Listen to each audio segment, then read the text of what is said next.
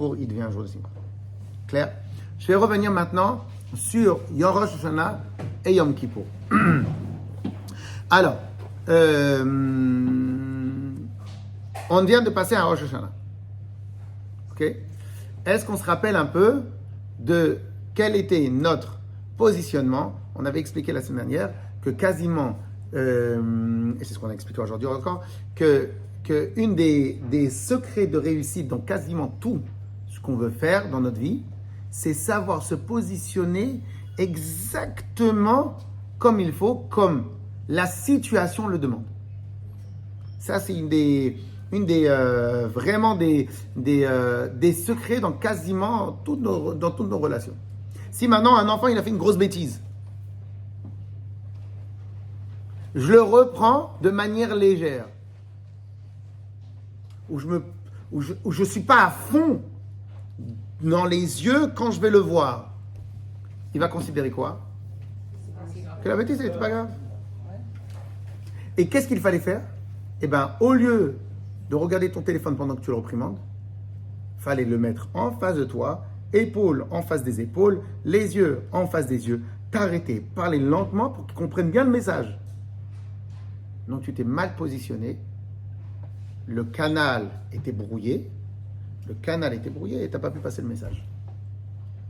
Tu arrives à un moment important du mariage et tu n'es pas dans ta tête à toi, ou tu es à côté, ou tu n'es pas avec ton ami, ou etc. Et ben, en fin de compte, tu as raté le moment très important, etc. dans tous les domaines de la vie. Tu vas avoir quelqu'un d'important, et à ce moment-là, tu ne t'es pas bien préparé, ou bien tu n'es pas bien concentré, ou bien peu importe. Dans toute notre vie, on doit savoir s'adapter, on doit pouvoir comprendre et s'adapter au moment le moment que nous vivons.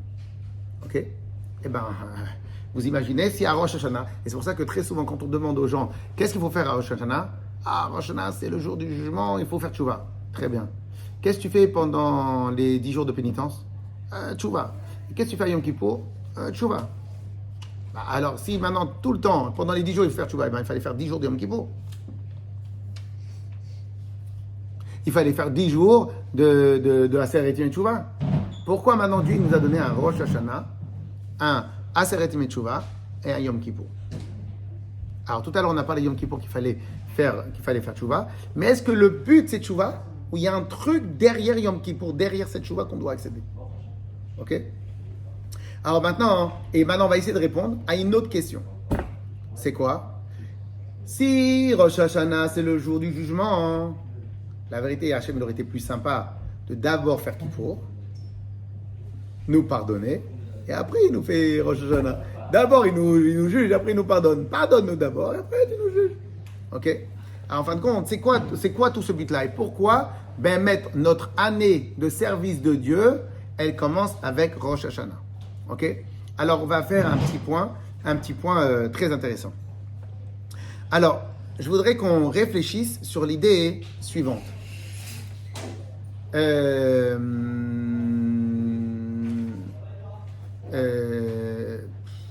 va le dire de la manière la plus simple, et c'est la plus...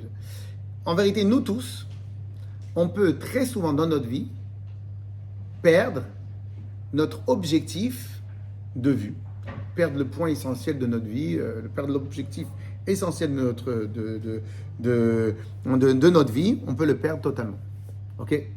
Alors, qu'est-ce que ça veut dire on peut le perdre totalement?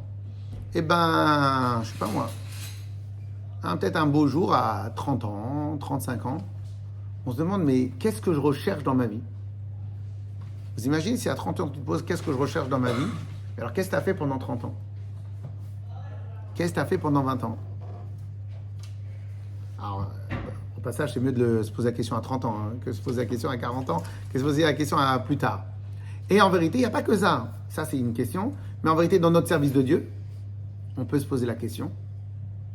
Et peut-être des fois, on fait ce qui est possible dans le service de Dieu. On fait ce qu'on appelle mitzvat anashim melumada. Alors sachez que c'est pas de maintenant. Les prophètes à l'époque du deuxième Beth Amikdash, déjà ils mettaient dans la tête des Bnei Israël.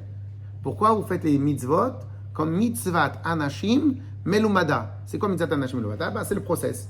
C'est quoi le process? En fin de compte, le matin on met les tefilines, tout le monde met les tefilines, aussi je mets les tefilines. Shabbat, tout le monde est à la choule, nous aussi on va à la choule. Le soir, ils remettent toujours la même émission le lundi soir. Bon, alors je vais être TPML, etc., etc. C'est-à-dire qu'en fin de compte, qu'est-ce qui se passe? Pourquoi je fais les choses? Parce que c'est comme ça, tout le monde le fait. Tout le monde le fait. Et en fin de compte, j'ai perdu de mon horizon la vraie valeur, la vraie raison pour laquelle je fais la chose. Est-ce que c'est un risque qu'on peut tous encourir? Malheureusement, oui. Alors, dans le service de Dieu, c'est encore plus facile. Malheureusement, on peut encourir ce risque-là. Alors, on va raconter 2-3 petites anecdotes. Et alors, juste pendant cette fête-là, on a parlé d'un sujet. On raconte comme ça que le Rav Israël Salanter, c'est un des rabbinim qui ont initié le principe du Moussar. Alors, le principe du Moussar, c'est justement une sorte d'étude, pas une sorte d'étude, c'est une étude de la Torah, mais c'est une étude travaillée pour justement travailler aussi nos midot, travailler nos sentiments, notre manière, notre trait de caractère, etc., etc., etc. Ok? Et une des choses qui l'a poussé à faire cela, ben c'est en fin de compte, comme ça c'est raconté, qu'un jour il arrive, écoutez bien, dans une yeshiva, et Shabbat, il voit 3 élèves de la yeshiva. Alors, ce que vous allez entendre, c'est très dur, mais il faut comprendre l'idée, le fond. Qu'ils étaient en train d'étudier la Torah Shabbat avec une cigarette à la main.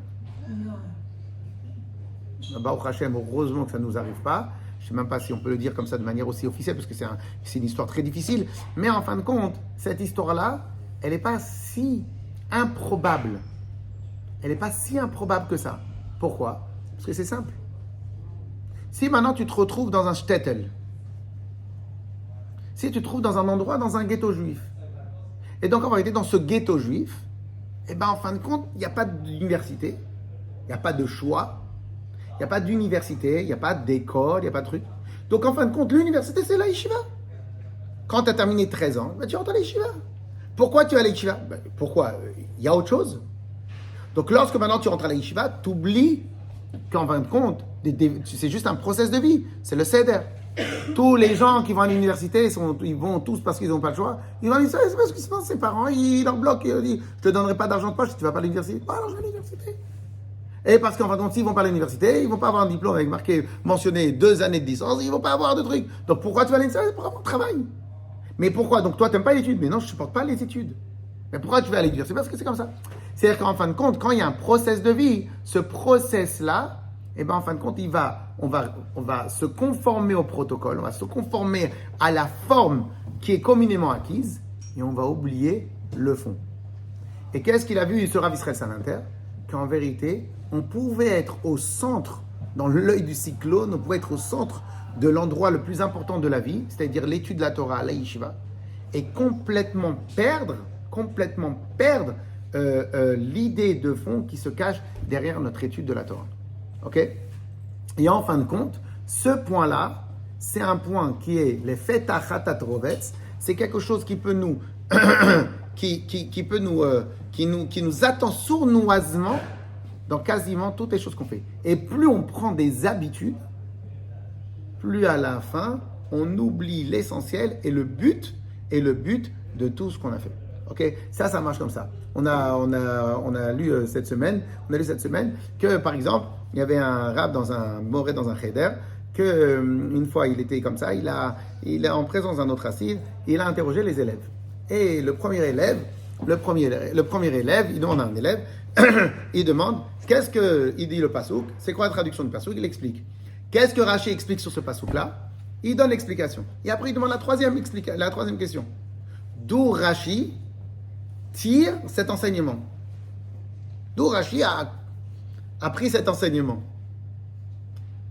Il ne se rappelle pas de la réponse. Il dit Beruach HaKodesh. C'est Hachem, Ruach HaKodesh, c'est l'Esprit Saint. C'est Hachem qui lui a donné la réponse par l'Esprit Saint. L'Esprit Saint, c'est un niveau moindre de ce qu'on appelle la prophétie. Donc, par la prophétie, Akadosh Baruch Hu, il donne au prophète. Et quand quelqu'un il est un grand tzaddik, Akadosh Baruch Hu se révèle à lui. Et nous, on tient, comme ça en plus c'est marqué dans la Yom Yom, que jusqu'à une certaine époque, tous les commentaires de tous les maîtres, ils étaient inspirés par inspiration divine. Ok? Donc comme ça, il a répondu l'élève. Bon, le chassid à côté, il a vu, c'était pas mal la réponse. Et en fin de compte, après l'autre, le Moré, il lui a expliqué. Mais ok, mais comment tu crois que ça lui est sorti tout de suite dans sa tête par l'Esprit Saint, le roi HaKodesh? Alors il a expliqué à son ami, il a expliqué comment il enseigne à l'école. À l'école, il enseigne comme ça. Il prend le pasouk, il explique le pasouk. Il prend le Rashi, il explique le Rashi, il explique sur le pasouk. Et après, il explique d'où Rashi a tiré la logique de Rashi, comment il a tiré ça, comment il a pris cela. Et une fois qu'il a terminé la 3e étape, il passe à la 4e étape et il dit, et en fin de compte, comment Rashi il a réussi à tellement science infuse de tout? Parce que tellement il servait Dieu très fort et tellement il priait Dieu. Donc en fin de compte, Akadosh Baruch Hu l'aidait à avoir les bonnes, donc Beruach HaKodesh. Au passage, j'ai marqué comme ça, Rashi, il a jeûné 613 jours avant de commencer son explication sur le Chumash. Son petit-fils lui a dit, l'explication que Rashi il a fait sur la Gemara, je peux le faire les doigts dans le nez. Bon, il n'a pas dit les doigts dans le nez. Je peux le faire facile. Par contre, l'explication que Rashi il a fait sur le Chumash, c'est impossible de faire. Donc, en fin de compte, Rashi il a voulu que son Chumash, que son explication sur le Chumash, il soit empreint de vérité et de grande vérité. Donc, qu'est-ce qu'il faisait le Moré? Il faisait ça. Pourquoi ce Moré-là, il faisait ça? On a déjà entendu parler des Morim qui font ça? Qu'est-ce que tous les Morim sur Terre ils font? Ils prennent le Chumash, ils expliquent le Chumash, ils expliquent Rashi, et puis on passe au d'après. Pourquoi tu répètes à chaque fois? Et Rashi, il a eu ça, Beruach HaKodesh, avec l'Esprit divin. Et surtout que c'est contradiction, puisque maintenant il y a une logique. Donc l'Esprit divin, il vient quand c'est au-delà de la logique, c'est quand c'est pas logique. Et bien en fin de compte, le Moré, il a dit, je veux que mes élèves, ils se rappellent constamment ce qu'on étudie. On étudie la Torah que Dieu il nous a donnée au Har Sinaï. Ok? Je termine sur un petit point et après on va rentrer dans Rosh Hashanah. Et c'est pour cela que il y a marqué que à l'époque du 2e Beth Amikdash, les Bnei Israël, ils ont fait plein de bêtises. Et Hachem, il a dit, j'ai pardonné toutes les bêtises. Il y a une bêtise que je n'ai pas pardonnée. C'est le fait qu'ils n'étudiaient pas la Torah. Bon. La Gemara, elle demande, mais je ne comprends pas.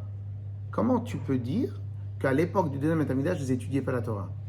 C'était connu que leur niveau de connaissance de Torah était énorme. Écoutez bien ce qui a marqué à la fin.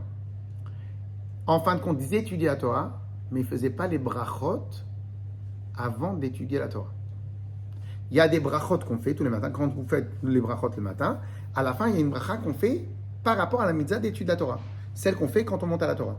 Baruch atah Hashem Elokeinu melech haolam asher bachar banu mikol ha'amim venatan lanu et torato. Baruch atah Hashem noten haTorah. Qui nous a choisis de parmi les peuples et qui nous a donné sa Torah. Merci Hachem de nous avoir donné sa Torah. Donc la Gemara elle répond, ils étudiaient la Torah, mais ils ne faisaient pas les brachot avant. Et ok, et alors ça veut dire quoi? Ben, en fin de compte, ils étudiaient la Torah comme on étudie la Torah à l'université. Quand tu es à l'université, tu n'en as rien à fiche de qui t'a donné cet enseignement. Toi, l'essentiel, c'est dans ton diplôme. Ok? Il n'y a que ceux qui sont passionnés de l'étude et passionnés de l'histoire, de l'étude, etc., qui vont aller chercher jusqu'au bout. Mais ceux qui ne sont pas spécialement passionnés, ils ne vont pas aller chercher jusqu'au bout. Quand ça devient un process, donc tu oublies le point essentiel. Donc ce Yetzer Hara, ce risque-là, il nous est vraiment, je pense, je ne sais pas pour vous, mais c'est un risque qu'on peut encourir nous tous, surtout lorsqu'on s'installe dans des habitudes. Eh bien, en fin de compte, c'est quoi Rosh Hashanah? Rosh Hashanah, Hachem, il vient, la veille de Rosh Hashanah, il dit, c'est bon, mon mandat, il était d'1 année. Je me retire totalement. Je me retire et je viens, j'ai créé le monde. Au début, Adam Arishon, il a voulu que je sois le roi sur le monde. Très bien. Chaque année, on a reposé la question. Donc, en fin de compte, c'est quoi Rosh Hashanah? Rosh Hashanah, c'est 2 points. Première chose, c'est en fin de compte se redémarrer l'année. Et est-ce que tu sais, c'est quoi ton année de juif? Comment tu redémarres cette année-là? Eh bien, en fin de compte, en faisant ce qu'on a fait dans la prière, reproclamer à Kadosh Baruch Hu, qui est roi sur nous. proclamer à Kadosh Baruch Hu qui est roi sur nous. Et donc, en fin de compte, c'est pour cela que Rosh Hashanah, tous les livres vont dire Kabbalat Amalchut, réception du joug divin sur nous-mêmes. Et alors, pourquoi maintenant on fait ça? Mais tu m'as dit qu'il fallait faire tchouva. Oui, mais tchouva, c'est l'accès à ça. Mais le but de Rosh Hashanah, c'est pas la tchouva. Le but de Rosh Hashanah, ben non, bien évidemment, tu ne peux pas prendre sur toi le roi si en fin de compte, tu ne comptes pas faire ce qu'il te demande. Donc la tchouva est le moyen d'accéder et d'accepter réellement et véritablement le roi. Mais en fin de compte, le job de Rosh Hashanah, c'est d'accepter sur soi le joug d'Akadosh Baruch Hu. Ok? Et c'est pour cela que l'Amida, elle était très longue. Parmi toutes les choses qu'on a dit dans l'Amida, la première, ce qu'on appelle les psukim de Malchuyot. C'est quoi les psukim de Malchuyot? On avait une série de 10 psukim, qui était de reproclamer encore une fois que Hachem c'est le roi, Hachem Malach Geout Lavesh, etc., etc., plein de psukim. Très bien. Alors maintenant, quel est le but de dire ça? Parce qu'en vérité, un roi, il a un statut spécial. Un président et un roi, ça n'a rien à voir. À combien le président, il a peut-être du pouvoir, mais c'est pas rien à voir avec un roi. Al-Pi Halacha. Je vous donne un exemple. Imaginez maintenant quelqu'un, il est président de la Croix-Rouge. La Croix-Rouge a fait des millions. Il vient, il veut amener les bilans de la Croix-Rouge pour aller s'acheter un appartement. Qu'est-ce qu'il lui dit la banque? Eh monsieur, la Croix-Rouge ne vous appartient pas. Vous êtes président. Quelqu'un, il a une société qui fait beaucoup moins que la Croix-Rouge, mais en fin de compte, elle fait des bénéfices. Il va à la banque et il lui dit, je voudrais avoir un crédit. Il n'y a pas de problème, monsieur. Je vois que votre société, elle fait... Mais lui-même, il n'a pas un gros salaire. Mais peu importe, la société lui appartient. Un roi, le statut d'un roi d'après la halakha, c'est que tout le peuple est sujet et serviteur du roi. Dans l'idée générale, tout le royaume appartient au roi. Sauf que le roi, il a des halakhot à suivre, mais tout le royaume appartient au roi. L'idée même d'un roi, c'est que tout lui appartient. Et c'est pour cela qu'en vérité, la première chose à faire à Rosh Hashanah, la première chose qu'on a démarré l'année, c'est quoi? C'est la proclamation que Dieu va être roi sur moi. Je prends sur moi Dieu comme roi. Qu'est-ce que ça veut dire?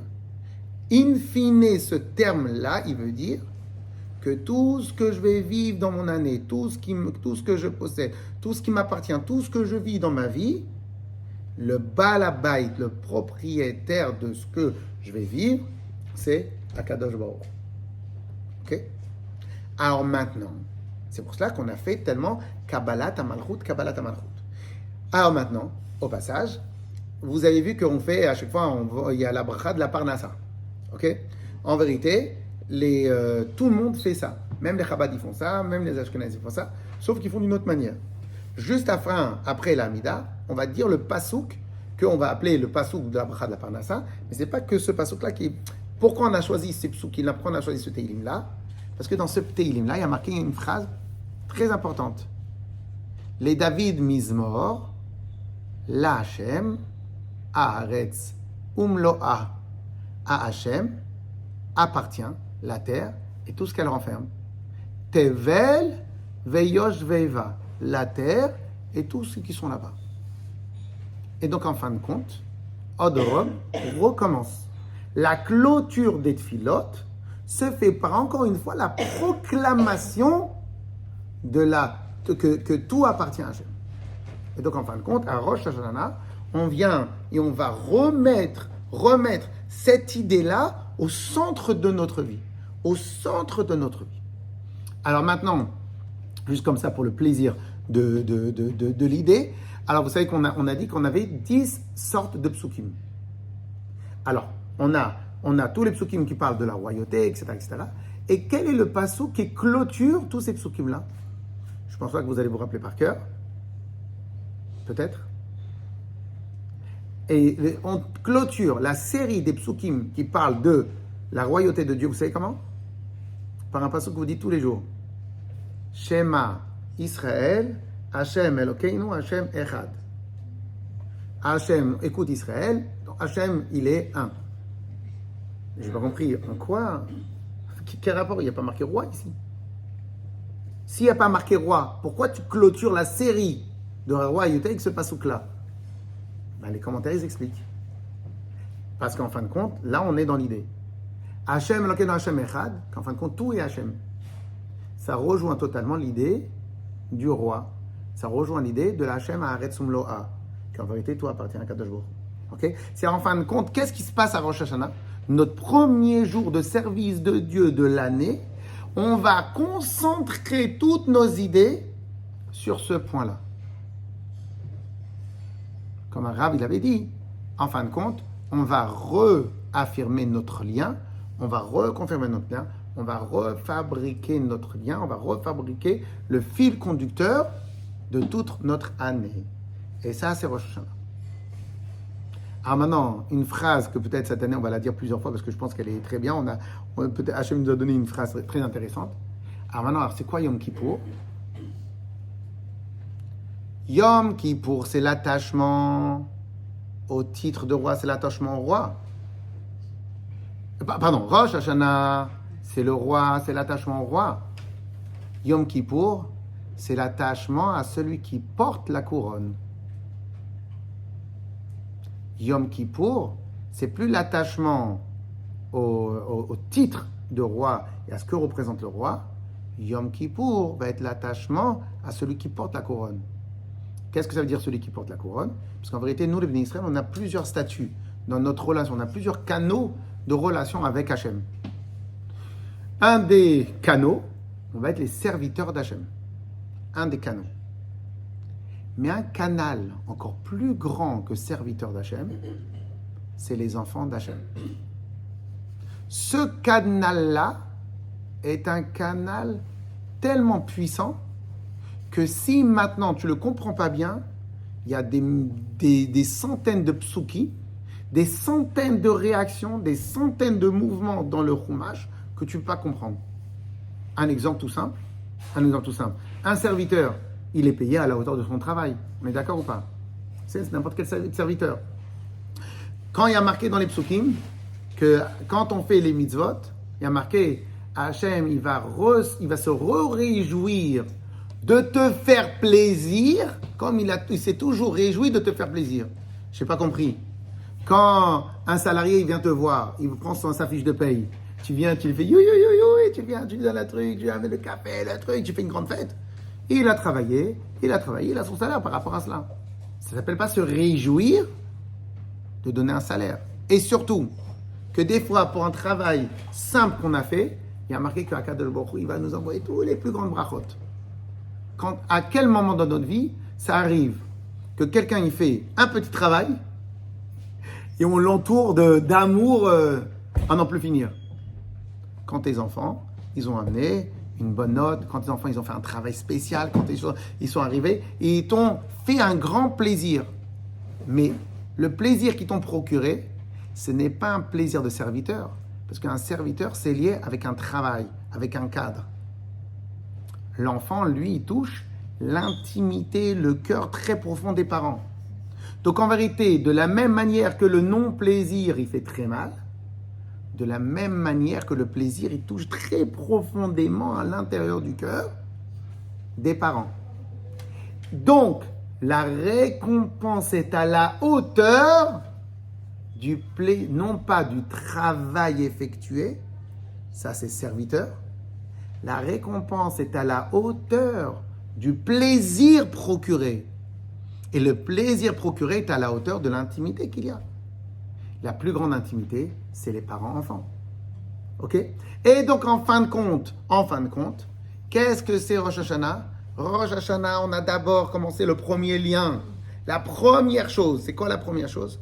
On a remis Akadosh Baruch Hu. Rosh Hashanah, c'est remettre Akadosh Baruch Hu au centre de notre vie, au centre de nos décisions, au centre de tout notre service de Dieu, au centre de tout ce qu'on a à faire dans notre vie. Ça, c'est Rosh Hashanah. Mais on a peut-être un tout petit peu de distance. Pourquoi? Parce qu'on a quand même pris sur soi le jour d'Akadosh Baruch Hu. Ok, maintenant tu as passé cette première étape. Donc maintenant, regarde qui porte la couronne. Qui porte la couronne? Et à ce moment-là, tu vas te reattacher avec Akadosh Baruch Hu en tant que père. Alors bien évidemment, même vis-à-vis de son père, on a besoin de respect. Puisqu'en fin de compte, on a une question. Mais ce respect-là, c'est lorsque maintenant Dieu préserve, je peux penser à un manque de respect. En vérité, Yom Kippour, c'est lorsque maintenant on va se reattacher avec Akadosh Baruch Hu, mais en tant que notre Père. Et c'est grâce à ce point-là que vous pouvez comprendre comment Akadosh Baruch Hu, chaque année, il nous repardonne.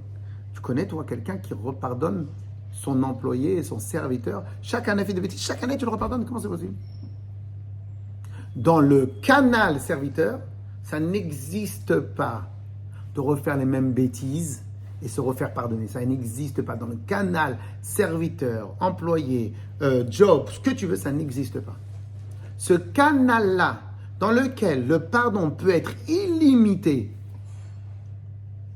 en profondeur, en largeur, en répétition, on le retrouve seulement dans le canal enfant-parent. Ce canal-là, il est inépuisable. Dernière chose avant de clôturer, pourquoi il est inépuisable? On avait déjà fait ce sur-là dans le sur de Netanya, parce qu'en vérité, les enfants, c'est la suite des parents. C'est pour ça qu'en vérité, l'ADN, on va retrouver notre propre ADN dans l'ADN des enfants. Pourquoi? Parce que nos enfants sont la continuation de nous-mêmes sous une autre forme.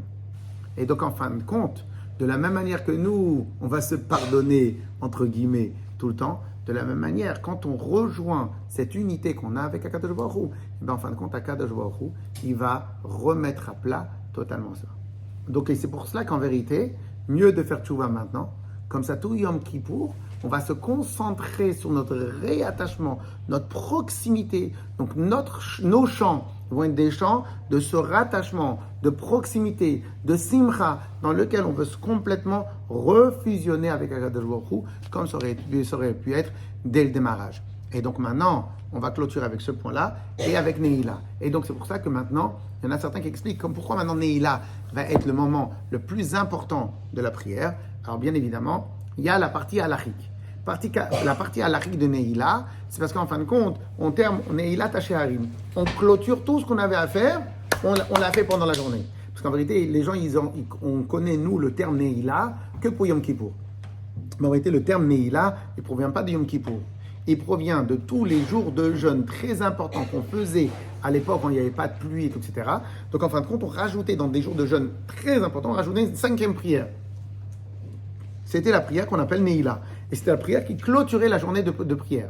Donc en vérité, comme nous, Baruch Hashem, on n'a plus ce genre de prière-là, donc on a concentré sur Yom Kippour.